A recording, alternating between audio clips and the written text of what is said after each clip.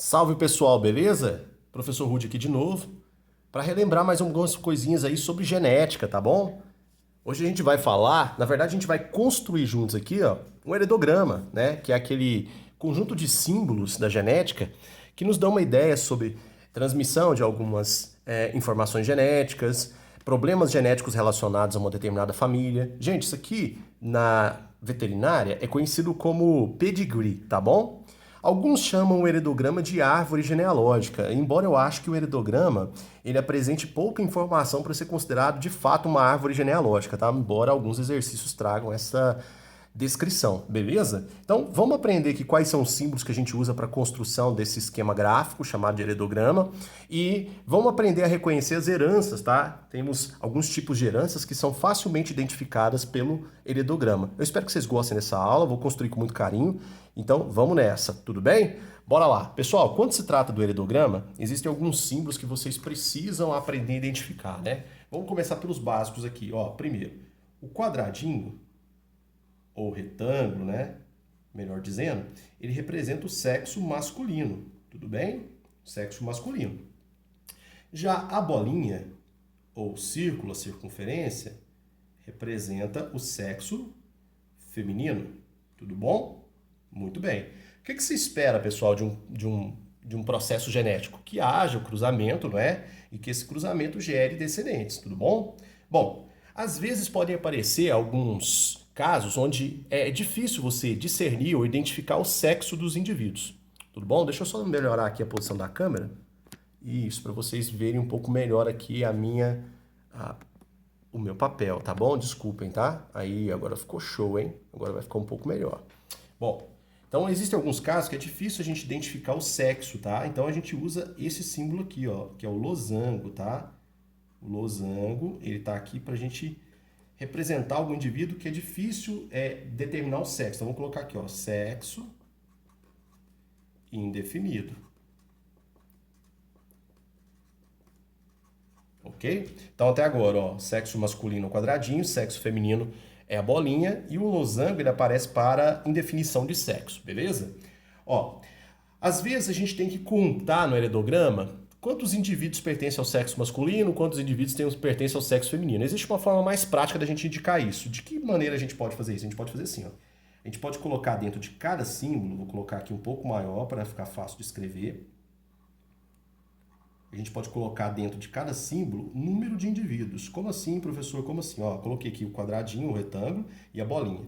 E aqui dentro eu vou escrever, ó. Vou escrever para ficar fácil vocês entenderem. Vamos imaginar que tem uma família que apresenta 4 filhos do sexo masculino. Então eu vou colocar aqui, ó, 4 dentro do quadradinho, indicando que existem 4 indivíduos do sexo masculino. Enquanto eu vou encontrar aqui numa mesma família 6 indivíduos do sexo feminino, tá? A família do meu pai. Meu pai tem 4 irmãos, na verdade, ele mais 3, né? E ele tem 6 irmãs. Santa Mãe do Cristo, é muita mulher. Então vamos lá então. Quadradinho, sexo masculino, bolinha, sexo feminino, o losango, indefinição do sexo, um número dentro do símbolo representa quantos indivíduos pertencem a um determinado sexo, tá? Pessoal, tô falando sexo, não tô falando gênero, tá? Toma cuidado com essas expressões. Beleza? Bom, se algum indivíduo apresentar alguma coisa de interesse na investigação, o símbolo pode aparecer pintado. Como assim, professor? Vamos imaginar que existe um caso genético raro numa determinada família e que a gente queira investigar quais são os indivíduos que são portadores desse caso raro, tá? Então vai aparecer assim, ó, vai aparecer colorido, tá? O símbolo vai estar achurado. Então, bolinha ou quadradinho aparecem o quê, pessoal? Achurado. Eu não entendi isso, explica um pouco melhor. Se você enxergar um símbolo assim, ó, preenchido, achurado, então tem alguma coisa de interesse. Eu vou colocar aqui, ó, fenótipo de interesse. Ah, professor, quando eu estava estudando genética, eu achava que quando o símbolo aparecesse assim, ó, marcado, é porque era alguma doença. E de fato, viu, pessoal, pode ser alguma doença genética que a gente está investigando, que é um fenótipo de interesse. Doença é fenótipo, tá bom? Agora, nem sempre é doença, tá? Pode ser que você queira fazer uma investigação, por exemplo, de quem na sua família tem olho verde.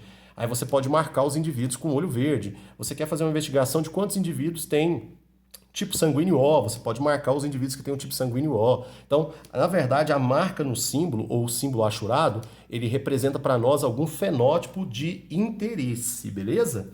Ótimo. Agora, vamos imaginar o seguinte, vamos imaginar que a gente quer fazer uma investigação para indivíduos heterozigotos para uma determinada característica. A gente pode representar os símbolos assim, ó. Vou colocar aqui o quadradinho, ou retângulo, tanto faz, né? Tanto o quadradinho como a bolinha vão nos ajudar a entender isso aqui, ó. Se metade do quadradinho ou metade da bolinha apresentar assim, ó, de forma colorida, aí a gente tem o quê? A gente tem algum fenótipo manifestado por um caráter heterozigoto, ou melhor, algum caráter, perdão, falei errado, vou repetir, algum caráter, alguma característica manifestada por um genótipo heterozigoto. Então vou colocar aqui, ó, genótipo híbrido. Híbrido é a mesma coisa de heterozigoto, lembra disso, tá? Híbrido para, ok? Genótipo híbrido para fenótipo para fenótipo, ok? Gente, esta simbologia aqui, ela é específica para heranças autossômicas. Vocês já vão entender isso melhor daqui a pouco. Autossômicos, tá? A gente não usa essa simbologia aqui para falar de características sexuais, não. Tudo bem? Muito bom. Vamos imaginar o seguinte, vamos imaginar que exista um componente na sua família, ou uma família que você conheça, que está em análise genética, que é heterozigoto para uma doença. A gente pode marcar ele assim no heredograma. Por quê? Porque aí vai ficar fácil você entender quem é responsável por passar para a próxima geração os genes que podem causar determinada doença. Lembra que na maioria dos casos, os heterozigotos, eles são normais, mas eles portam o gene para a doença. E ele pode passar esse gene para a próxima geração, tornando os indivíduos da próxima geração indivíduos afetados ou doentes. Tudo bem? Então, temos aqui quadradinho, né? Deixa eu posicionar aqui legal, para ficar para você legal. Temos aqui quadradinho, que é o sexo masculino, bolinha, sexo feminino, losango, sexo indefinido. Um número, né, um algarismo arábico dentro do símbolo representa quantos indivíduos pertencem àquele sexo, né? Nesse caso aqui, 4 indivíduos masculinos, 6 indivíduos femininos. Os símbolos achurados, eles representam algum fenótipo de interesse na investigação genética, não necessariamente doença, viu, pessoal? Se for uma doença, a gente pode substituir esse fenótipo de interesse pelo termo afetado pela doença. Agora, se a gente está investigando alguma coisa de alguma herança autossômica, tá? Envolvendo um genótipo híbrido para para aquela determinada investigação, aí a gente pode representar o símbolo assim achurado pela metade, ok? Agora, bom, como representar os cruzamentos genéticos? Os cruzamentos são representados assim, ó. Geralmente a gente põe o símbolo masculino à esquerda, um traço na horizontal e o símbolo feminino. O que significa isso aqui, pessoal? A gente chama isso aqui de cruzamento. Ok? Cruzamento, tá? Bom, se a gente estiver falando de genética humana, um heredograma humano, a gente pode chamar isso aqui também de casamento, tá? Embora eu não concorde muito com esse termo, tá? Outro símbolo que pode aparecer com relação ao cruzamento é esse aqui, ó, que é muito importante para as investigações genéticas.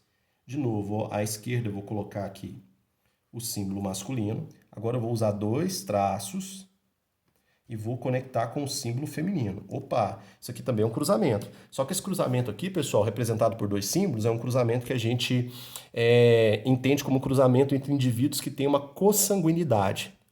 O que é isso, professor? Consanguinidade.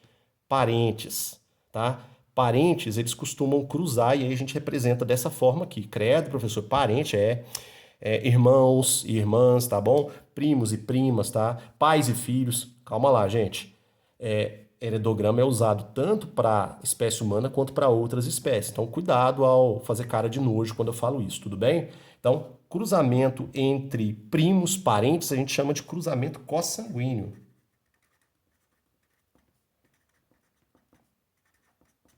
Cruzamento consanguíneo. Pessoal, cruzamento consanguíneo, toma cuidado, viu? Com as suas interpretações genéticas. Nem sempre vai gerar problemas genéticos, tá? Não é regra. O que acontece aqui é o seguinte: quanto mais próximos os indivíduos forem geneticamente, maiores são as chances deles aproximarem alelos recessivos que estão ligados a algum tipo de doença genética. Lembra que os alelos recessivos, eles precisam estar em dose dupla, né? O gene recessivo tem que estar em dose dupla para ele manifestar alguma doença, tá? Então imagine você, dois indivíduos de uma família heterozigotos para uma doença. Esses indivíduos são primos, por exemplo. Heterozigotos são normais, mas eles apresentam um alelo recessivo para determinada doença. Existe uma chance real deles passarem esses alelos recessivos para os seus filhos. Como eles são heterozigotos, pessoal, existe uma chance aí de 25%, tá, de surgir um filho desse casal com uma doença genética ligada ao alelo recessivo. É complicado. Então, de uma forma geral, esse tipo de cruzamento aqui ele não é muito bem quisto na natureza, tá? Ele não é muito bem quisto, tá? Os animais, de uma forma geral, os seres, de uma forma geral, evitam o cruzamento entre parentes para evitar problemas genéticos, tá? Também para não acontecer redução da variabilidade genética. Beleza? Ok. Bom, com relação a gêmeos, tá? Que é uma coisa que sempre aparece nos exercícios de genética. Com relação a gêmeos, a gente tem assim, ó, uma forquilha, tá bom? Essa forquilha, pessoal, ela apresenta aqui nas pontas os sexos dos gêmeos, tá? Quando a forquilha é aberta, igual eu vou fazer aqui para vocês, quer dizer que os gêmeos eles são fraternos ou dizigóticos. O que são gêmeos fraternos ou dizigóticos? Eles não são idênticos, tá? Inclusive, eles podem ter sexos separados. Eu vou colocar aqui no meu diagrama, ó, um quadradinho ou um retângulo e uma bolinha. O que significa isso? São irmãos gêmeos, tá? Só que são dizigóticos. Vamos colocar aqui, ó, gêmeos dizigóticos. Preste atenção, viu? Se a forquilha estiver aberta, quer dizer que os gêmeos são dizigóticos, eles não são idênticos. Agora, se eu fizer uma forquilha assim, pessoal, ó, preste atenção. E essa forquilha apresentar na ponta símbolos iguais. Aqui no caso eu vou fazer dois indivíduos do sexo masculino, símbolos iguais. E essa forquilha for fechada assim, ó, opa, aí a gente tem um segundo caso de gêmeos. A gente vai chamar, deixa eu chegar aqui um pouquinho para cima, a gente vai chamar isso aqui de gêmeos monozigóticos. O que são gêmeos monozigóticos? São gêmeos provenientes de um único gameta feminino, tá? O gameta feminino é fecundado por um gameta masculino, inicia o desenvolvimento embrionário e lá por volta do estágio de mórula, tá? Esse é um caso muito frequente de gêmeos monozigóticos. A mórula se divide em duas massas e cada massa segue o desenvolvimento embrionário formando um indivíduo, um idêntico ao outro. São clones, viu, pessoal? Os gêmeos monozigóticos são clones. A identidade genética deles é a mesma, tudo bom? Gente, esses aqui são os principais símbolos, tá? Agora, uma coisa aqui para complementar, que eu acho importante, é o seguinte. Bom, se a gente estiver trabalhando aqui um heredograma grande, é legal a gente numerar as gerações. As gerações são numeradas com algarismos romanos. Eu vou colocar aqui no cantinho para preencher esse cantinho aqui, ó. Então, vamos imaginar que tem aqui, ó, 1, 2... 3 e lá vai embora, tá? Algarismos romanos, eles representam para nós as gerações, tá? Então vamos colocar aqui, ó, gerações de uma família. Como assim gerações de uma família? Primeira geração, segunda geração, terceira geração, tudo bem? Agora pode aparecer, pessoal, abaixo de cada símbolo, os numerais arábicos. Como assim? 1, 2, 3, 4, lá vai. Os numerais arábicos, eles representam os indivíduos de cada geração. Vamos colocar aqui, ó, indivíduos de cada geração. Pessoal, a letra do professor é feia, vocês já sabem disso, né? Vocês já estão acostumados. No quadro ela é um pouco pior. Então vamos lá então. Sexo masculino, quadradinho, sexo feminino, bolinha, tá? Sexo indefinido, losango. Um número dentro do símbolo representa quantos indivíduos pertencem a determinado sexo. Aqui eu tenho 4 indivíduos masculinos, tenho 6 indivíduos femininos, tá? Símbolos achurados, eles representam um fenótipo de interesse, tá? Significa que tem alguma coisa que vale a pena a gente investigar aí nessa família, marcando esses indivíduos. Se esse fenótipo de interesse estiver ligado a alguma doença, você pode chamá-lo de afetado, tá bom? Os algarismos romanos representam o número de gerações que uma família vai apresentar no heredograma, tá? Então você tem famílias gigantes, famílias menores. Os algarismos arábicos, debaixo de cada símbolo, representam os indivíduos de cada geração. Então, indivíduo 1 da primeira geração, indivíduo 2, indivíduo 3, indivíduo 4, tá? Quando a gente marca o símbolo pela metade, a gente achura pela metade, você tem um indivíduo híbrido por um determinado genótipo, ok? Perdão, um indivíduo híbrido por um determinado fenótipo, tá? Isso ligado ao que a gente chama de herança autossômica, tá? Cruzamento, a gente vai unir os símbolos, geralmente a gente coloca o símbolo masculino à esquerda, o símbolo feminino à direita, a gente vai juntar esses símbolos com um traço na horizontal. Gente, dois traços na horizontal mostram para nós um cruzamento entre parentes, que nós chamamos de cruzamento consanguíneo. Forquilhas abertas, gêmeos dizigóticos, que podem ter mesmo sexo ou sexo diferente, tá? Lembra que os gêmeos dizigóticos, eles não são idênticos.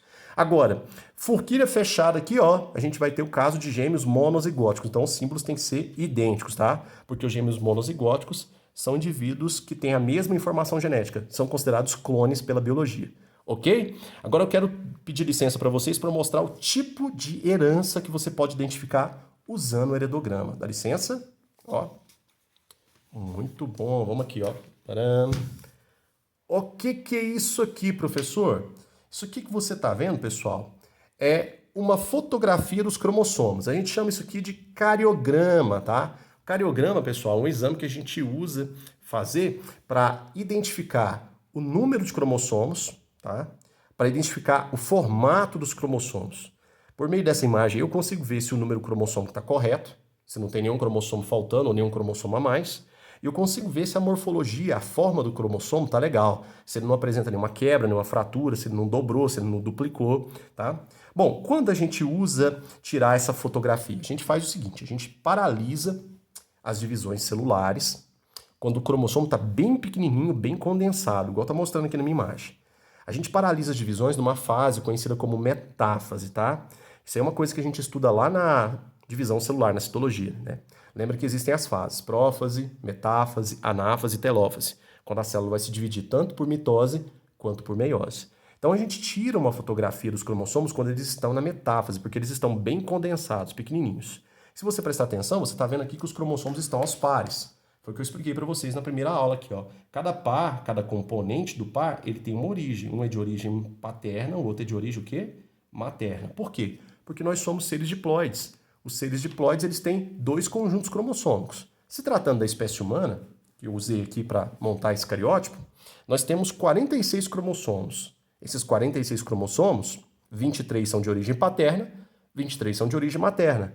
Esses cromossomos, eles formam pares. E a genética chama esses pares de pares homólogos. Então, você está vendo aqui no meu desenho 23 pares homólogos. Então, eu tenho aqui o par 1, vamos contar aqui, o par 1, o par 2, o par 3, o par 4, 5, 6, 7, 8, 9, 10, 11, 12, 13, 14, 15, o 16, o 17, o 18, o 19, o 20, o 21. Pessoal, cuidado com esse par 21 aqui, tá? Nas aulas de mutações cromossômicas, ele é muito citado por conta da síndrome da trissomia do cromossomo 21, ou síndrome de Down, tá? O indivíduo que tem síndrome de Down clássica, ele recebe um cromossomo 21 a mais. Geralmente, esse cromossomo 21 vem com gameta materno, porque na hora das divisões celulares, os pares cromossômicos, né, o par 21, ele não se separa. A gente chama isso de não disjunção. Aqui você tem o par 22. Até aqui o 22, pessoal, todos esses aqui que eu fiz até o 22, todos esses cromossomos, nós chamamos eles de autossômicos. Então, nós temos 22 pares autossômicos. Professor, me explica isso um pouco melhor. O que significa 22 pares autossômicos? Bom, nós temos aí, pessoal, 22 pares cromossômicos, totalizando 44 cromossomos, chamados de cromossomos autossômicos. O que significa isso? Esses cromossomos autossômicos, eles têm genes,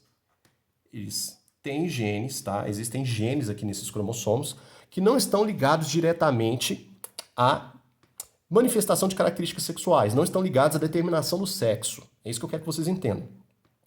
Essas informações genéticas, esses genes que estão localizados nesses cromossomos, tá? Lembra que os genes têm uma posição fixa no cromossomo. Chamamos essa posição de locus gênico. Então, os genes que estão localizados nesses 22 pares que eu acabei de contar com vocês aqui, eles são chamados de genes autossômicos. Por quê? Porque eles não estão ligados diretamente à produção de características sexuais. Então vamos colocar aqui, ó, 22 pares autossômicos, ó, contém genes que não estão ligados à produção de características, você também pode usar o termo fenótipo,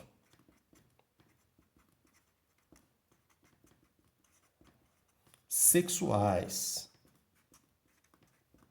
Não de forma direta, viu, pessoal? De forma indireta, talvez, mas de forma direta, não. Ok? Por exemplo, tipo sanguíneo. Seu tipo sanguíneo é determinado por genes, tá? Que estão ligados a esses pares aqui que nós acabamos de contar. Todo mundo entendeu isso?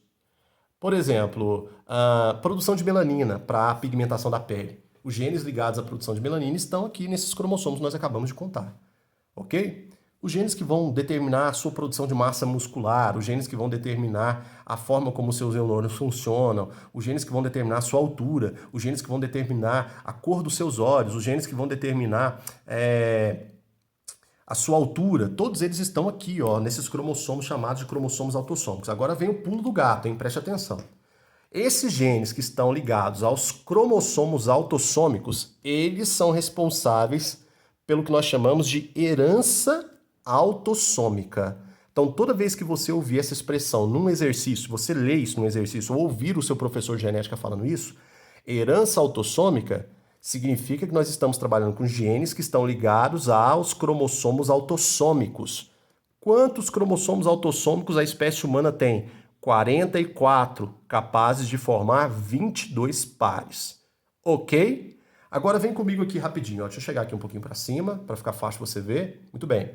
Aqui você está vendo, ó, XY ou XX. Esse par aqui, que é o último par, que a gente chama de par 23, ele é o que a gente chama de par sexual ou cromossomos sexuais. Beleza? O indivíduo pode ser XY, se o sexo for masculino. Vamos colocar aqui.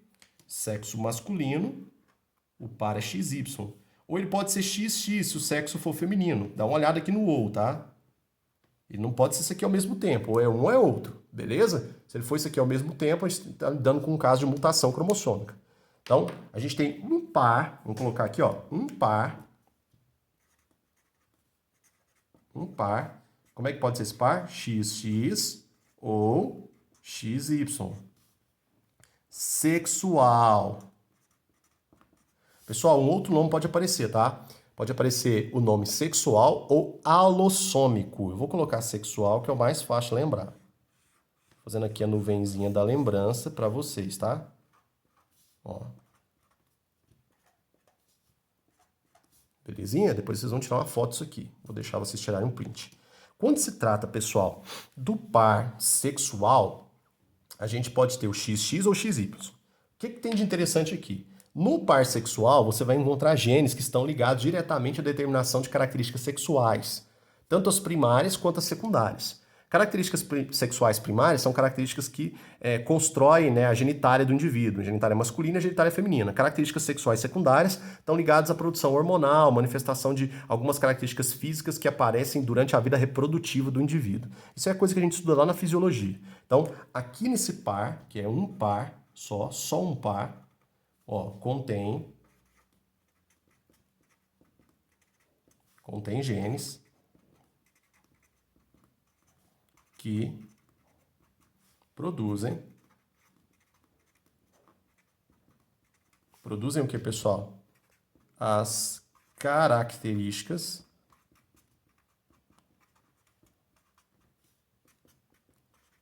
sexuais. Show, hein? Então vamos lá, reprisando, para a gente encerrar essa aula, porque essa aula já está ficando um pouco longa, então vamos lá. Temos o quê? Temos cromossomos que carregam genes que vão formar a herança autossômica. Esses cromossomos são os autossômicos. Na espécie humana são 22 pares. E temos um par que contém os genes que vão se encarregar de construir as características sexuais do indivíduo. Esse par é chamado de par sexual ou alossômico, tá? Na espécie humana é um par, ok? Pode ser XX, sexo feminino, XY, sexo masculino. Beleza? Então, da próxima vez que você ouvir a palavra, ou melhor, a expressão herança autossômica, estamos lidando com genes que estão ligados ou localizados nos cromossomos autossômicos. Herança sexual, estamos lidando com genes que estão localizados nos cromossomos sexuais, X ou Y, beleza? Show de bola, tá bom? Bom, agora vem aquela parte, aquele bônus importante, hein? Para quem está se preparando há muito tempo. Deixa eu pegar uma folha em branco aqui para vocês. Olha o tanto de folha que eu já construí com vocês. Meu Deus do céu. Vamos lá. Quando se trata da herança autossômica, vou até colocar aqui, ó, herança autossômica. Ô professor, o que é herança autossômica mesmo? São as características produzidas por genes localizados nos autossômicos ou nos autossômicos. Então, vamos colocar aqui, ó, herança autossômica. No caso da herança autossômica, pessoal, tem como a gente identificar essas heranças pelo heredograma. Como assim? Bom, a herança autossômica ela pode ser produzida por genes dominantes ou por genes recessivos. Vamos lá. Quando a herança é recessiva, você vai ter isso aqui, ó, pais normais e filhos, tá? Independente do sexo, porque se trata de uma herança autossômica, filhos marcados. Aqui eu coloquei uma menina marcada, ou uma fêmea marcada. E aqui eu coloquei um menino marcado ou um macho marcado. Esse padrão que você está vendo que eu acabei de fazer aqui, ó, é um padrão de reconhecimento no heredograma de uma herança autossômica recessiva. Então, essa aqui é o quê? Recessiva. Cabe um exemplo? É claro que cabe um exemplo. Vamos pensar no exemplo mais fácil possível. Já ouviu falar de albinismo? O albinismo é uma herança autossômica recessiva, ligada à mutação de um gene lá responsável pela produção de melanina. Bom, no caso de indivíduos que são albinos, você tem aqui, ó, a informação genética azinho, azinho, e aqui o quê? Azinho, azinho. Se esses indivíduos são azinho, azinho, de onde veio cada azinho desse? Veio de um dos pais. Então, a mãe é azão, azinho, porque ela é normal, passou um azinho para cá, passou um azinho para cá. E o pai também é azão, azinho, passou um azinho para cá, passou um azinho para cá. Esse padrão aqui a gente chama de padrão de herança autossômica recessiva. Agora, se inverter, olha que interessante, presta bastante atenção. Se inverter, a gente vai ter um outro padrão. Ó, agora vai ser diferente. Os pais serão afetados. Afetados não, né, pessoal? Marcados, né? Porque não necessariamente é uma doença. Pais marcados. Filhos podem ser normais ou marcados. Vou colocar aqui filhos normais, tá? Para não confundir sua mente. Vou colocar duas meninas aqui. Um menino, para seguir aqui o desenho. Deixa eu ver se vocês estão me vendo. Beleza, vocês estão me vendo. Então, esse padrão aqui, ó, é um pouco diferente, ó.